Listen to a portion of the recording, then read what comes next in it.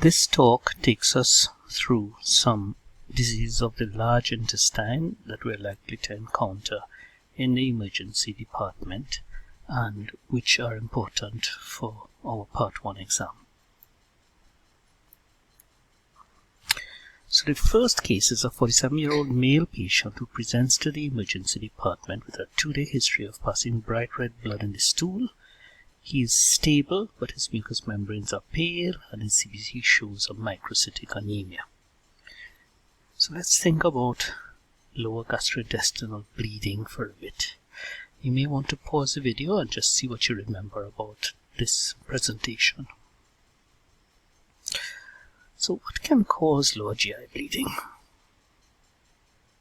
Well, here is a list of the many different things that can cause lower gastrointestinal bleeding, from anatomical abnormalities to vascular dysplasia to neoplasm to inflammatory conditions.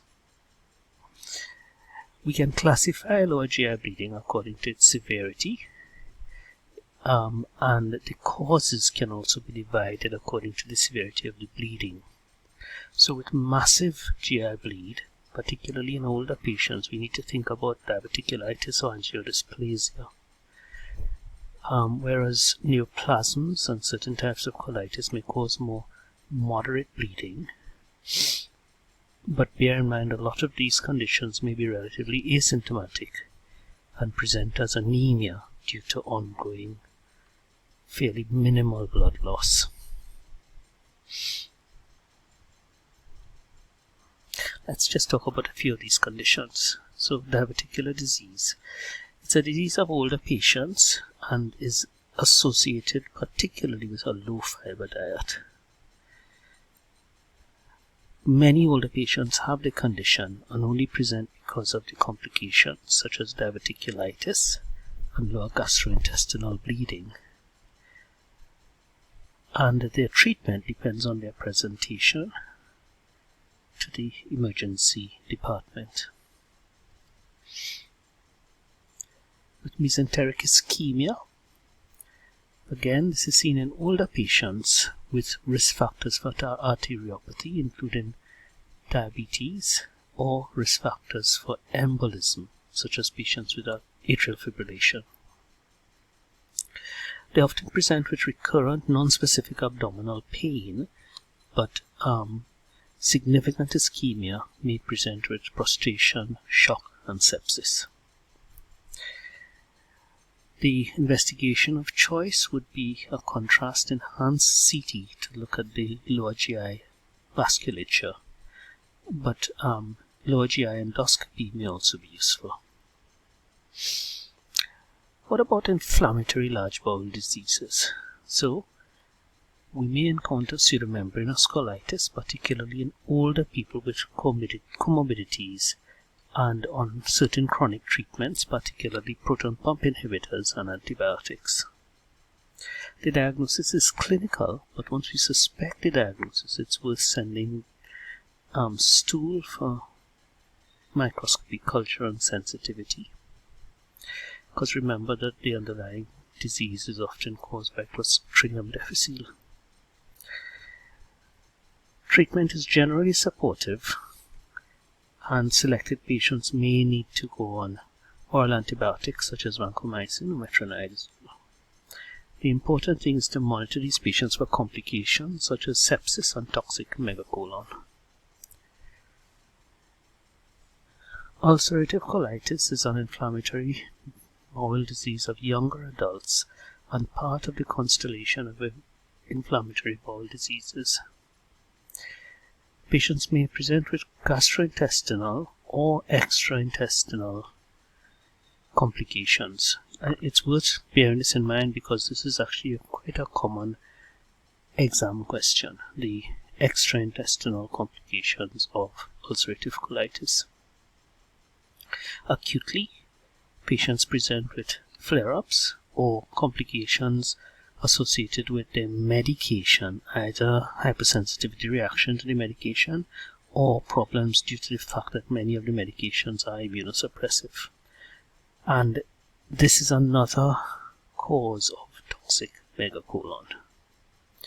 So these two x-rays show on the left a picture of pseudomembranous colitis with thumbprinting, and on the right a picture of toxic megacolon and accompanying CT, which shows loss of the bowel haustration, and on the CT thickening of the bowel wall.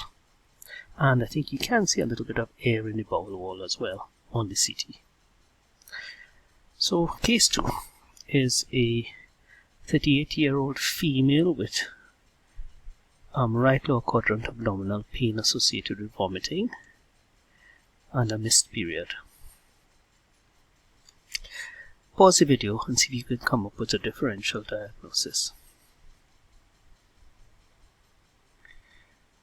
Abdominal pain in adults is a really common presentation in the emergency department, and therefore a fairly common source of questions for your DM Part 1. We need to have some idea of how to classify these, and they can be classified sensibly according to the site of origin of the pain, but also according to the underlying organ system involved. Because bear in mind, not all of these causes of pain are gastrointestinal. This is a slide you may want to pause and have a look at the list and figure out a way of you remembering the common causes of abdominal pain according to site or clinical presentation. We do need to know about acute appendicitis. It does affect all age groups, although it is rare in adults, and it's really due to luminal obstruction leading to distension, transluminal edema, superinfection with bacteria, and if left untreated in a small proportion of patients, perforation of the appendix. So therefore patients will present with abdominal pain, anorexia, with vomiting, but the actual clinical findings may depend on the anatomy and position of the appendix, which is very variable. The differential diagnosis is very broad, particularly in females of childbearing age, and of course pregnancy and ectopic pregnancy must be always considered in this group. The diagnosis is essentially clinical. We may get some support from blood and urine investigations, and there are several scoring systems that have been used, but none of them have a high diagnostic accuracy. In particular, the Alvarado score is of very low sensitivity and specificity in identifying patients with appendicitis. Therefore, in equivocal cases, we do tend to proceed to other imaging techniques such as ultrasound or contrast-enhanced CT. The main complications include rupture or the development of an appendix mass or an appendix abscess. What does this X-ray show? Well, this is an X-ray of a sigmoid volvulus. Just to go back to this, volvulus is another condition fairly popular with the exam. Bear in mind we have sigmoid volvulus arising from the left lower quadrant and cecal volvulus arising from the right lower quadrant.